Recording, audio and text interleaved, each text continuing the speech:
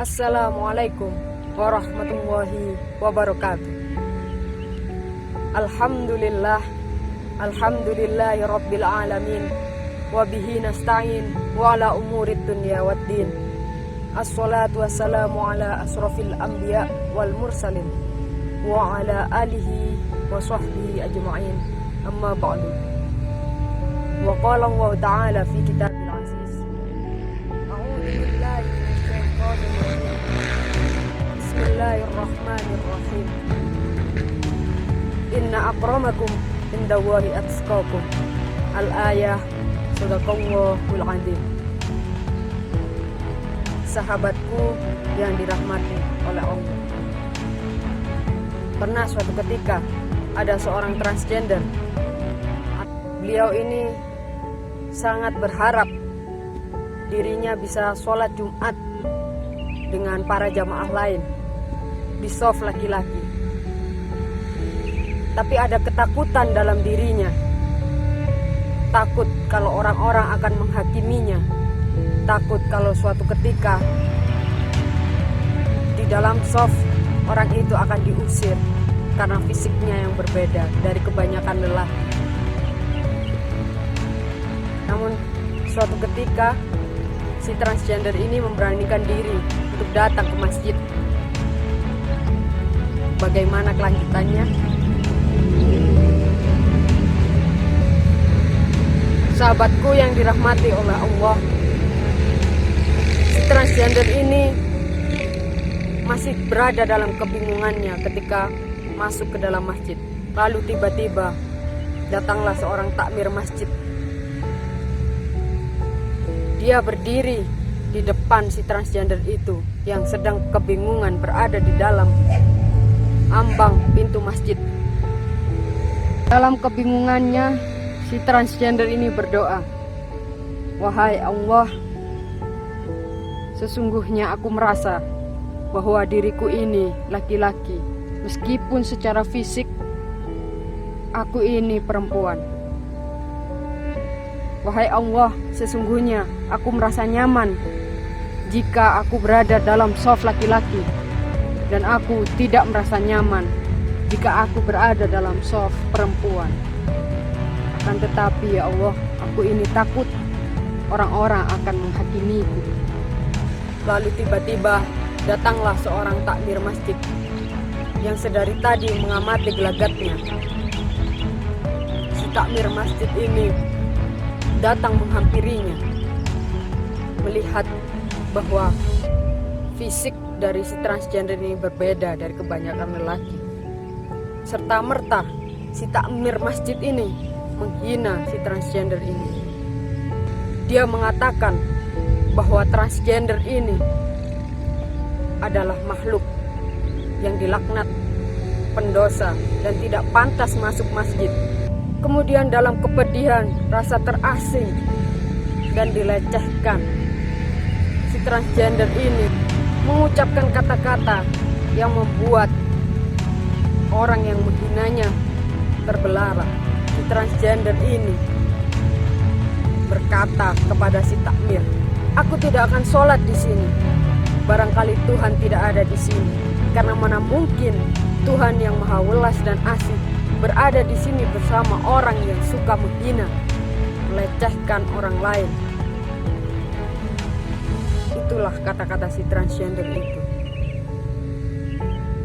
Si takmir tersebut tidak menyangka bahwa kata-kata si transgender itu membuatnya merasa terhina, membuatnya merasa dipermalukan, sekaligus melenyapkan keangkuhan yang ada di dalam dirinya. Sahabatku yang dirahmati oleh Allah, seringkali kita menilai sesuatu, kita menilai segala hal hanya dari fisik semata. Kita terbiasa melihat seseorang dari apakah dia cantik atau kaya, atau dia berada dalam status sosial yang tinggi. Akibatnya, dimensi ketuhanan yang Maha Welas dan Asih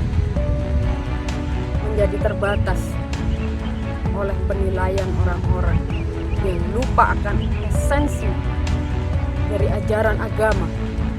Lalu agama dibawa-bawa seolah-olah dijadikan alasan untuk melanggengkan kebencian kepada kelompok liar.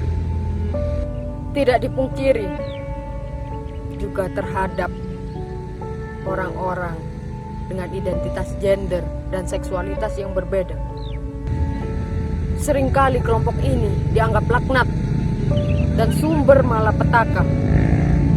Padahal Allah Subhanahu wa Ta'ala dalam surat Al-Hujur ayat 13 mengingatkan, "Inna akramakum indallahi atqakum," yang artinya sesungguhnya yang paling mulia di antara kamu sekalian adalah orang-orang yang bertakwa.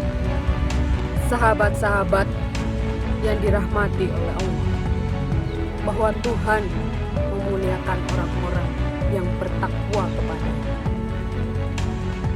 Bukan orang-orang yang kaya, bukan orang-orang dengan kulit putih, bukan orang-orang dengan kelompok biner,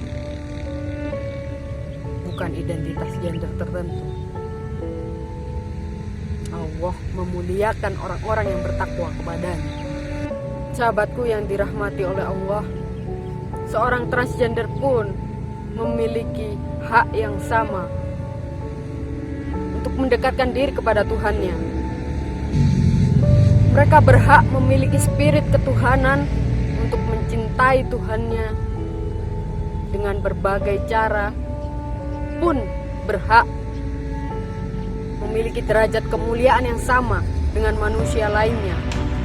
Lek aku arep nyiptakno kowe kok ngono iku modele. Ate lapo? Kalau aku, kata Tuhan, menciptakanmu demikian dalam hal ini transgender, memangnya kamu mau apa? Itulah bukti bahwa Tuhan itu maha besar. Tuhan bisa menciptakan bagaimanapun bentuk dan wujud sesuai kun fayakunnya. Tuhan itu maha sempurna dalam proses menciptakan sesuatu. Tidak ada sesuatu pun yang luput darinya. Manusia bisa mendapatkan kedudukan tertinggi di sisi Tuhannya jika ia mampu mengemban tugasnya sebagai khalifah di muka bumi ini. Bukan karena dia laki-laki, perempuan, gender biner, atau dia transgender.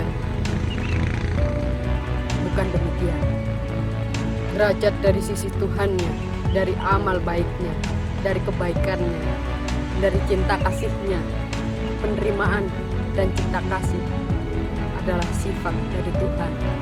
Sahabat-sahabatku yang dicintai oleh Allah, orang-orang yang menerima kelompok liar adalah orang-orang yang memiliki sifat ketuhanan, yakni welas dan asih. Syekh Nawawi Al-Bantani dalam kitab Nasohi Al-Ibad menjelaskan ungkapan yang menukil dari Syekh Abdul Qadir Al-Jilani. Jika kamu bertemu dengan seseorang, maka pandanglah bahwa dia itu lebih baik dari dirimu, dan katakan bahwa bisa jadi dia lebih baik dan lebih tinggi derajatnya dibandingkan kamu sendiri. Ingatlah sahabatku, bahwa bisa jadi yang kamu anggap buruk itu lebih baik derajatnya di sisi Tuhan. Demikian. Wabillahi taufiq wal hidayah wal ridha wal inayah. Wassalamualaikum warahmatullahi wabarakatuh.